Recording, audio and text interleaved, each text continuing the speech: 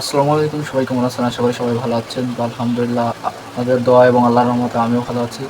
তো এই যে দেখতে পাচ্ছেন যে ড্রাগন, তো এই ড্রাগন খেলে নাকি বলে মানে মানব দেহে রক্ত, যাদের রক্ত শূন্যতা আর কি, মানে যাদের রক্ত কম আছে, তো এই ড্রাগন ফল খেলে নাকি বলে তাদের আর কি রক্ত বৃদ্ধি পায়।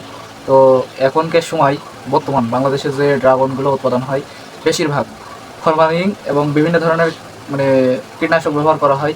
এই মানে কীটনাশক তো এমনিতেই ব্যবহার করা হয় প্রত্যেকটা ফসলেই, কিন্তু তারপরেও দেখেন যে এইগুলোর যে কিছু কিছু অংশ কিন্তু সবুজ আর কিছু কিছু অংশ লাল।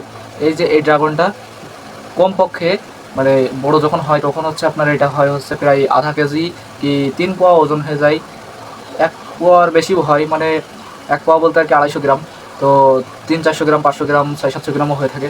তো এটার ওজন মিনিমাম 150 থেকে 200 কি 250 গ্রাম হয়তো বা টেনে টেনে উচ্চাতে পারে। মানে এখন কথা হচ্ছে যে এই যে 1 পোয়া বলতে 250 গ্রাম যে ফলটা, এই ফলটা কীভাবে মানে কীভাবে এত দ্রুত পেকে যেতে পারে?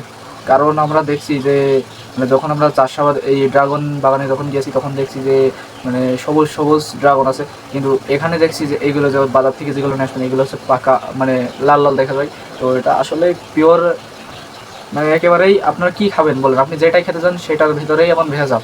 এখন বাজারে এই বছর যে ফলের যে অবস্থা দেখলাম, তাতে ধরেন যে ফল আর ভবিষ্যতে কিনে খাবো কিনা এটা থেকেই মানে মন মানসিকতাটাই উঠে গেছে। মন মানসিকতা এই জন্যই উঠে গেছে যে এই ফলের ভিতরে বিভিন্ন ধরনের কেমিক্যাল দিচ্ছে। একদিকে তো মানবদেহে ক্ষতি হবেই, মানে আমাদের যে পরিমাণে মানে বিষ, আসলে এটা একটা বিষাক্ত বিষ। এই জন্যই আপনারা যাই খান এটা হচ্ছে বাড়িতে উৎপাদন করে খান। আর এই ড্রাগনের কি 2 রকম আছে, একটা ওই বড়ো সাইজ হয় যেটা হচ্ছে আপনার 600-700 গ্রাম হয়, আর একটা আছে এরকম সাইজে হয়। তবে এটা একজনকে দিয়ে গেছে তার ক্ষেত থেকে কেটে আর কি, মানে খাঁটি খাঁটি পিওর যেটা বলেন। তো এইটা হচ্ছে আজ থেকে 4 দিন ঘরে ছিল। তো দেখেন এইগুলো কিন্তু শুকানো ধরেছে, যেহেতু এই ড্রাগন ফলটা একটু মানে ভিজে বলতে একটু বীজলা জাতীয়, যার কারণে হচ্ছে এটা আপনার আর কি মানে একটু শুকাতে আর কি টাইম নাই। তো যেহেতু শুকাতে টাইম নিচ্ছে, মানে একেবারে শুকিয়ে গেছে, প্রায় প্রায় শুকিয়ে গেছে সব কিছু। তো এর থেকে বোঝা যাচ্ছে যে এটাতে কেমিক্যাল দেওয়া নেই। তো আপনারা যাই খান সেটা পিওর খাঁটি জিনিস খাওয়ার চেষ্টা করবেন। আর আপনারা বেশিরভাগ চেষ্টা করবেন বাজার থেকে ফল না কিনে নিজে উৎপাদন করতে পারেন আর না পারেন সেটা বাজার থেকে কিনে খাবেন না কখনোই।